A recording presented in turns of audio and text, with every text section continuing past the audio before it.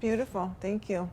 So part of tantric dating for me was showing up on a date and noticing that I went, oh no, I have to spend an hour with this person, and going, I want to see this person's sacred, perfect qualities. Maybe our paths aren't going to be together, but I want to be able to relax enough to drop the veil and see their attractiveness.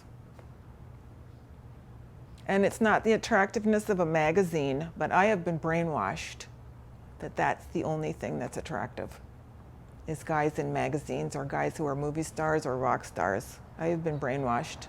And I want to sit here with this person who's perfect and drop my veils and relax into that awareness that they're walking their path.